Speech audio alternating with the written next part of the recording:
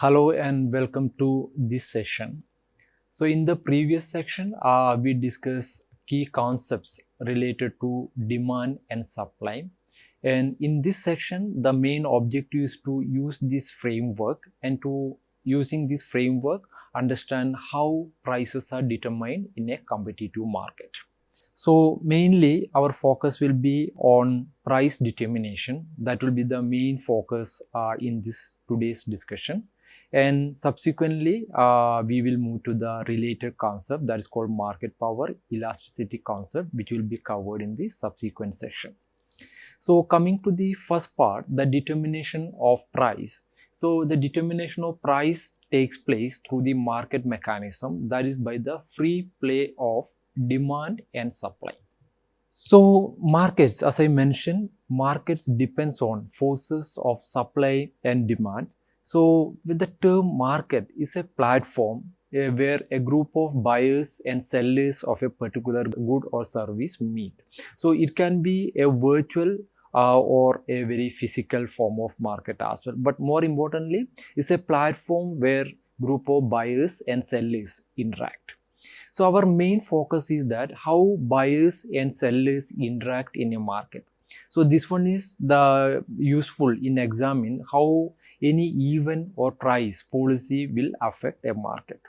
So by the free play of demand and supply, market equilibrium takes place. Equilibrium means, as you are aware, the condition that exists when quantity supplied and quantity demanded are equal. So here equilibrium means quantity supplied equals quantity demanded, not supply equals demand. So always remember, we are focusing on the quantity supplied and quantity demanded. So at equilibrium, there is no tendency for price to change. That one is called equilibrium price. So at equilibrium price, consumers willing to buy the same amount as producers are willing to supply. So I'm just showing you the supply schedule and demand schedule for eggs and showing the equilibrium price. So you can see the first column, that is the price schedule, and second one is called the quantity demanded, and third column is the quantity supplied. So then here you can see that various price points, and then look at this point where when the price is 1.5, you can see that quantity demanded is 77.5, quantity supplied is 77.5. So that means at this equilibrium price, quantity demanded equals to quantity supplied. So that means equilibrium occurs where quantity demanded equals quantity supplied. There is neither excess demand or excess supply. So when we plot this one using a demand curve and supply curve, this is the demand curve and supply curve.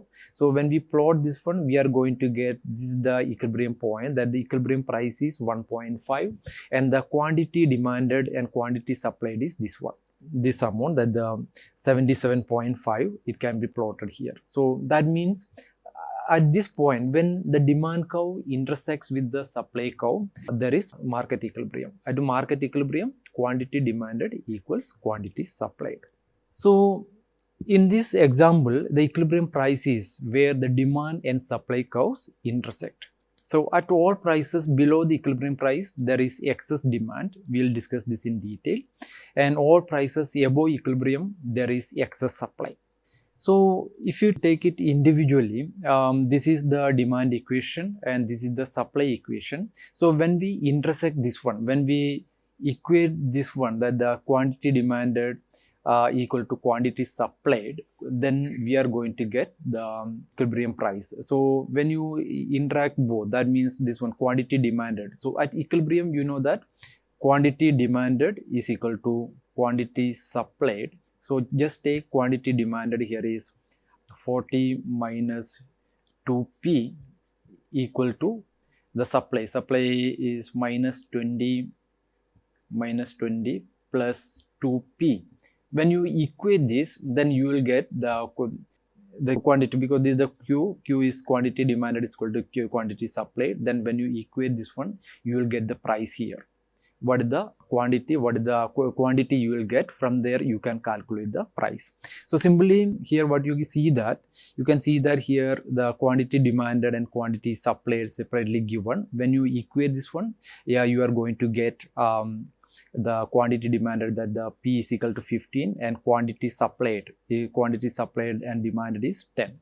So from this demand curve and supply curve, or demand equation and supply equation, you can see that the quantity demanded and quantity supplied is 10 when the price is 15. So this is the market equilibrium. So where quantity demanded equals quantity supplied, and when price is at 15, quantity demanded and supplied is 10 units. So there are some more examples are there. You can just work out using this slide, and where you can estimate the price, calculate the price, as well as calculate the quantity demanded and quantity supplied. So we have some more worked out examples. I have detailed everything here. So what is the equilibrium market price and quantity for the following demand and supply curve? So you just work out this one. As I mentioned, you just equate this one, that the quantity demanded equal to quantity supplied, you need to equate. So accordingly, you will be getting, for the first question, quantity demanded is 20, price is 60. And second question, you are going to get quantity demanded and supplied is 30, price is 40. Similarly here 16 and price is 100. So as we have already shown, the demand curve, this is the demand curve in blue color line. Then the red one is the supply curve, and you can see this is the equilibrium point. So at the equilibrium price is 2, when the price is 2, quantity demanded equal to quantity supplied. So then this is the equilibrium point, that the equilibrium price is 2 and quantity demanded and supplied is 40. Then the question here is that what if the price is below the equilibrium price? Instead of the equilibrium price 2, just for a while assume that the market price is going to be 1.75. So using the supply framework and demand framework, we have seen that when the price drops, consumers are going to demand more. And similarly, what about the supplier? When the price is less, they are going to supply less. So in this case, our equilibrium price, we already are aware, given the demand conditions and supply conditions, equilibrium price is going to be 2, quantity demanded and supplied is 40. But due to some an assumption or due to some external intervention or something, just assume that price is below the equilibrium price. So when the price is 1.75, we just look at the corresponding quantity demanded and quantity supplied. You know that the price is low, quantity demanded is going to be more. So the corresponding point is here, and you can see that when the price is 1.75, which is below the equilibrium price, quantity demanded is going to be 50,000. And you know that lower the price, quantity demanded is going to be high. Then what about the supply? In the supply side, you can see that when the price is low, they are not willing to supply 50,000. They are willing to supply only 25,000. So in this case, you can see that this much is the excess demand there. So you can see that quantity demanded is greater than quantity supplied. So how much is the shortage here? 25,000 is the shortage. But then you see that are we going to be at this point that the price 1.75? No. If there is no intervention, the free play of market forces, this will restore equilibrium at 2, price is 2 and quantity demanded is equal to 40. How? First of all, when the price is 1.75, you know that quantity demanded is 50,000, but the market is supplying only 25,000. So then there is an incentive there. The consumers are now willing to pay more. The reason that at 1.75, 50,000 unit they need, but the market is providing only 25,000. So they are gradually willing to increase the price. They are willing to pay a little bit more price. That means when the price is increasing, we already studied that they will reduce the demand as well, right? When the price is already low, now they are willing to pay more, but at the same time, when there is an increase in price, the quantity demanded declines. So similarly, about the supply, when there is a gradual increase in price, the suppliers are now willing to supply more. Now gradually they will, instead of 25,000, they are willing to supply 30,000, 35,000, 37,000 like that. And similarly, when the price is increasing, consumers are now willing to demand less. They are initially demanding 50, they will make 49, 48, 45 finally. Then the force will be like that, because there is an excess demand, there is the deficiency of supply in the market, there will be an upward pressure on price. When price increases, we know that demand will decline, supply will increase. So that means when price increases, the supply is going to increase to this and demand is going to decline to here.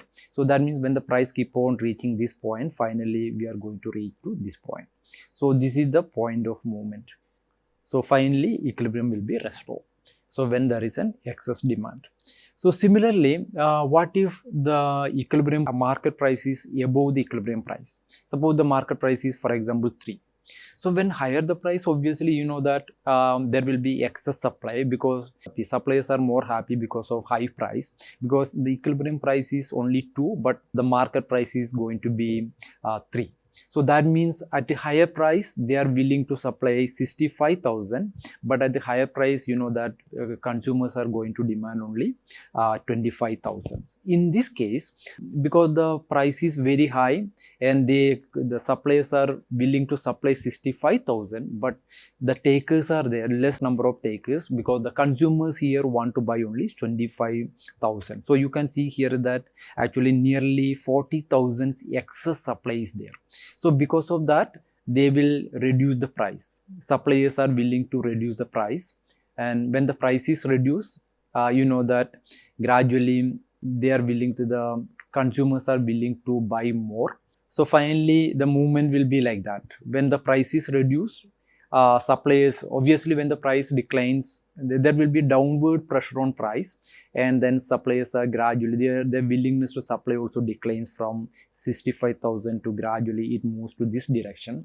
And when the price increases, demand is, consumers, they are willing to buy more now, so they will be moving to this direction. So the movement will be like this, and finally the equilibrium price will be restored and the equilibrium quantity demanded and supplied will be restored. So in this case, if there is the market price is above the equilibrium price, there will be a downward pressure on price. Then as a result, quantity demanded equal to quantity supplied. So equilibrium price, we already discussed. This is the summary of price equilibrium. That means all prices above the equilibrium price, there is an excess supply and downward pressure on price. And similarly, at all prices below equilibrium price, there is excess demand and upward pressure on price. So consumers have incentive to offer higher prices here. So about the price mechanism, is the price mechanism a policy tool? How is going to help in the business environment and policy decision making? So policy makers often want to reduce consumption of cigarettes. Suppose, just take a case that policy makers want to reduce the consumption of cigarette. So for them, price mechanism give them a handy tool, because one way is to increase the price of cigarette. When increase the price of cigarette, as we already studied so far in this lecture, that means when there's an increase in price, the demand for that product is going to decline. So government knows it, and because they know that there is a demand system is there, when the price increases, people are going to demand less of this product. So in order to increase the price, government will tax the manufacturer of cigarettes. So when cigarette companies pass much of this tax to the consumers in the form of higher prices, the higher prices encourages smokers to reduce the number of cigarettes they smoke. Right. So this is the one policy tool. This is just an illustration. That means the price tool is being used by government and other stakeholders to achieve the desired objectives. So to what extent this will take work in the ground, it also depends on the elasticity of demand that we will discuss in one of the next session. So until then, we just see that this is simple idea here is to say that price is one of the tool and government is aware, and in order to increase the price, their expectation, theoretical expectation is that higher the price, lower the demand. So they deliberately make an attempt to increase the price by increasing the tax. So that means higher price will eventually it will lead lead to, theoretically at least we can predict that it will lead to decline in quantity demanded. At the same time, we cannot blindly use this kind of policies, because there can be some unintended consequences as well. That's why we need more research on this. Suppose when suppose cigarette consumptions, cigarette prices, taxes increase. There is, for example, 100% increase in cigarette taxes. So as a result, what is going to happen that people will find substitute. They will find a substitute for cigarette. Maybe people will consume more alcohol. Right. So this kind of things we need to take into account. So when they are increasing the price of tax on cigarettes, they also need to take care of the tax on alcohol as well. Otherwise, people are going to consume more of alcohol. So another way to reduce smoking is shift the demand curve for cigarette, that by mandatory health warning. So you know that the demand curve will be shifting rightwards or leftwards. If leftwards means the taste and preferences, leftward or rightwards, it can shift leftwards if there is a mandatory health warning and the pictorial warning given in the cigarette packets. That will make them, the consumers, to make aware that, educate them, increase the awareness that smoking is injurious to health. So as a result, using that tool also, the demand curve can be shifted leftwards. So at that time, they are making the demand curve shifting leftwards, but by this one, they are making the consumers to move along the demand curve, right? So that is the slight difference here. So using the demand and supply analysis, this would help us to predict the market movement in the quantity demanded and quantity supplied. So when the demand and supply curve shift, the equilibrium price and quantity change. How? So in order to understand that, we can use a simple methodology called comparative statistics. So in the comparative statistics, this is the way to proceed. We start from a position of equilibrium and then introduce the change to be studied, maybe increase in the price or a supply side shock or a demand side shock. Then afterwards, the new equilibrium position is determined. Then compare the new equilibrium position with the old equilibrium position. Then we can see what is the impact of this intervention or this shock or any supply side or demand side shock, how is going to make an impact on the price and quantity demanded as well as quantity supplied. So let us take for an example here, shifts in supply. Suppose an increase in supply shift the supply curve to S1. This is case 1.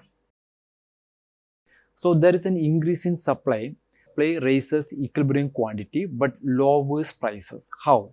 So you can see that the supply curve at the given price, supply curve shift like this. And since there is more supply, that means they are willing to supply this much.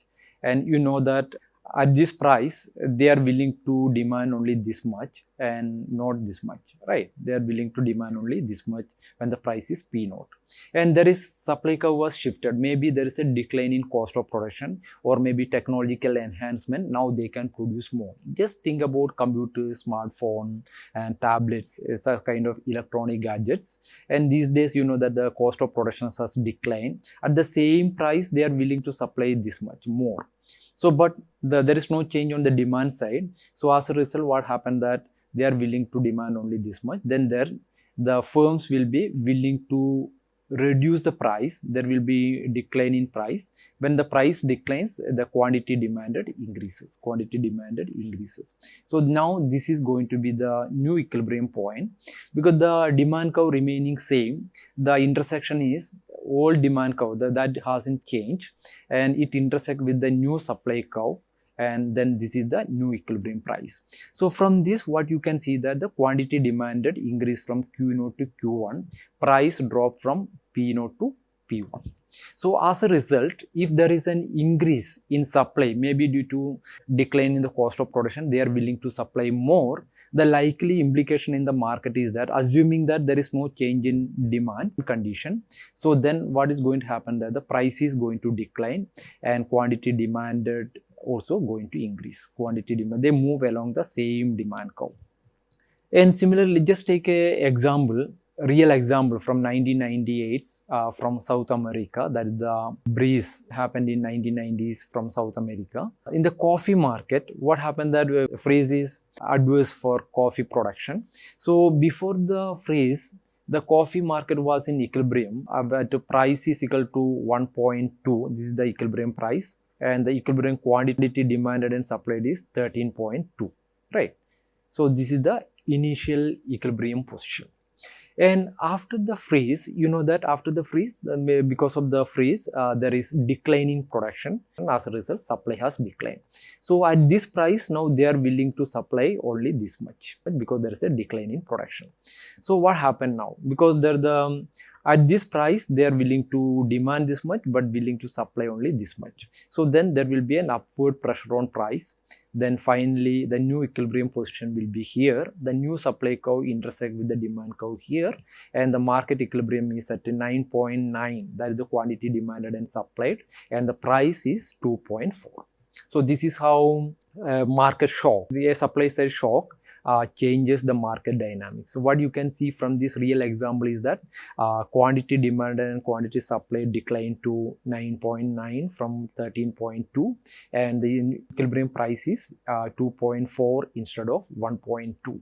So what about the shift in demand? So what we discussed so far is about the shift in supply side. If there is a shift in demand, there is an increase in demand.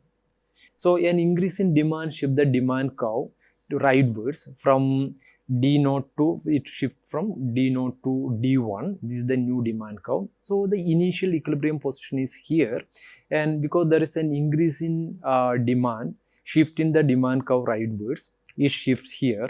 The new equilibrium position is here, and quantity demanded and supplied is Q1 and price is P1.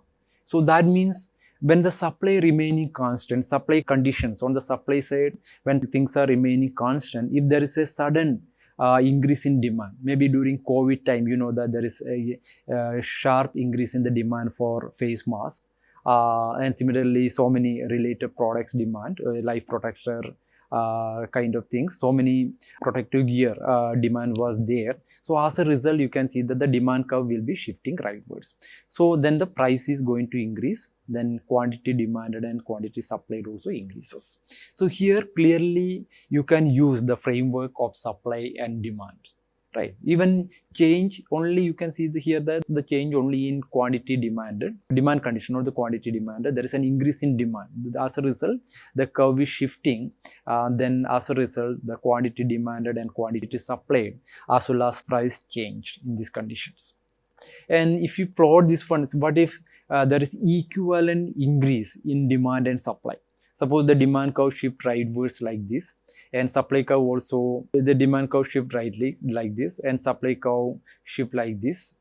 Then you can see that if both are equivalent, then there won't be any change in price, but the quantity demanded and quantity supplied increases. So let us take case study using a real world example using the supply and demand and supply analysis. By using this example, I am sure you can understand so many real world scenario that is much important for you, very important for you to understand the economic and business environment. For example, if there is a change in tariff, there is change in tax, or there is increase in money supply, how are going to affect the price and quantity demanded and supply.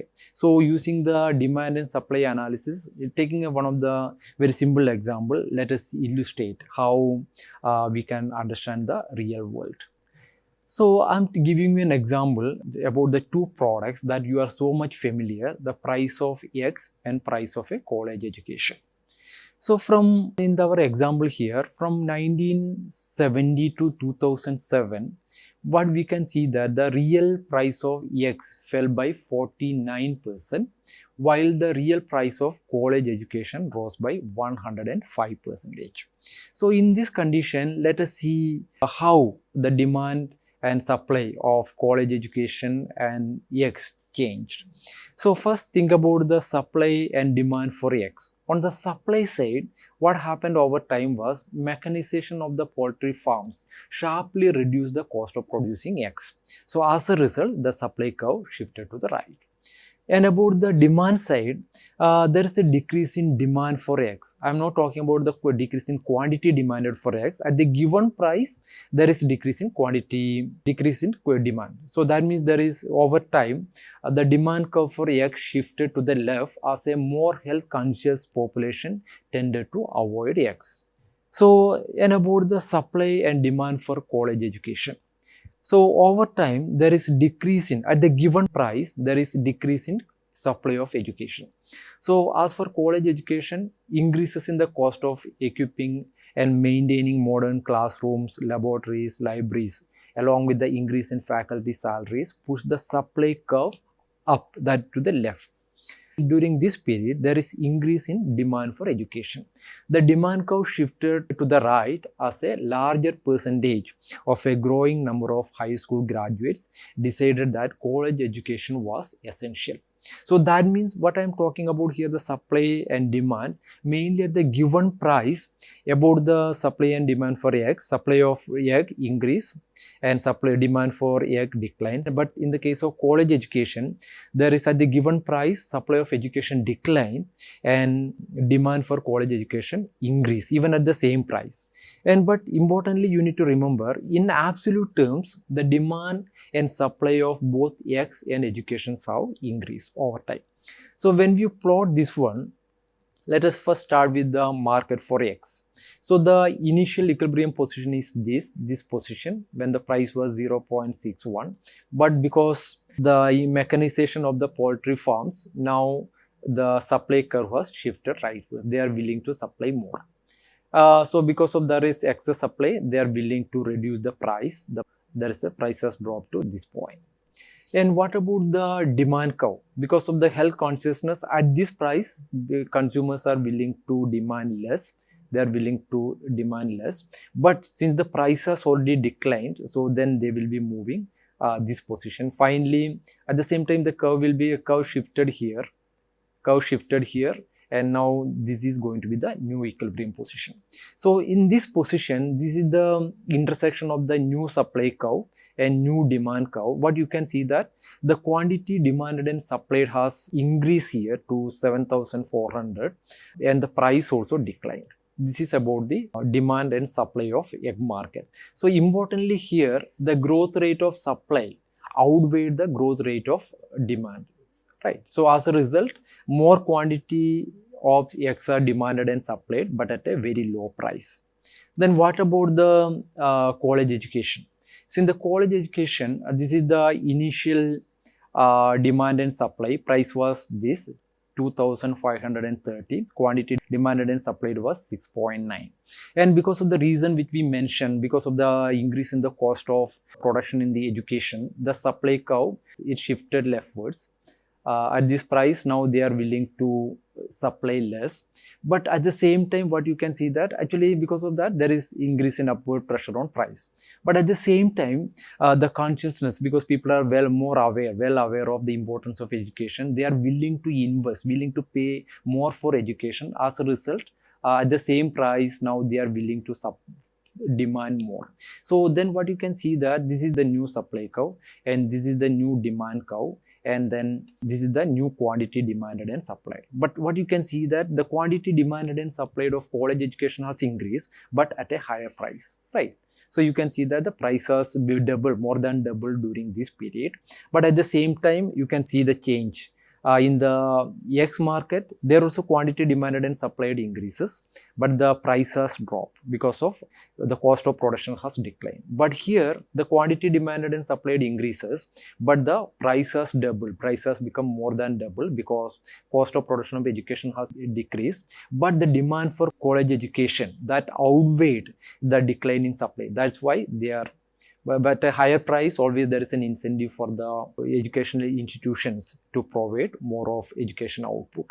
So that is the illustrative example. Similarly, I'm also giving one more illustrative example, the effects of 1911 terror attack on the supply and demand on New York City office space. So this is the initial equilibrium position. So when there is a terror attack, then you know that the demand for supply of that office space is going to be declined. You know that the curve is going to shift going to shift, then what you can predict that the price is going to increase. But at the same time, what happened that the quantity demand will also decline. So I am showing you this one. The supply shifted, and similarly the demand curve also shifted here, and this is going to be the new equilibrium price and equilibrium quantity. Then what we discussed so far is that we just use the demand and supply analysis here. You saying that when price increases, quantity demanded declines, and when higher the price, firms are willing to supply more. But the way we discuss, this is a kind of auction market, but the real world is not like that. Market that you have seen, I have seen, are not really like that. But the fact is that in the behind the curtain, as a background, this demand and supply always works. When you go to a nearby shop, grocery shop, actually the price, you can see the price is already fixed. Price is already written there or fixed, or is called administered prices. You can see the price is administered prices. Why it is done means mainly because otherwise there will be lots of chaos in the counter. So based on the demand and supply, they know that this is the price, right? But in the auction, mainly the auction, that's what we discussed so far. That mainly happen in the case of stock prices, stock exchanges, forex, right? But the fixed or administrative price, that the cinema ticket, supermarket prices, these are all based on administrative price. But trust me, all these are determined by, though they'll be writing this is the price, but that is reflected by demand and forces. And similarly, there will be a mixed pricing when the car market and all. They will be having a fixed price, but if you bargain, maybe you will be getting some reduction. That means some kind of supply and demand interaction takes place. So far, we have covered how demand and supply interact and how prices are being determined. And then using the demand and supply framework, we attempted to understand the real world scenario and how it is going to affect the quantity demanded and supply, and how prices are being affected because of that. And in the next session, we are going to discuss a little bit more, because how this demand and supply framework is important. To understand that one, we are going to discuss the elasticity concept, the magnitude of changes in quantity demanded and quantity supplied. And that we are going to discuss in the next class. Thank you.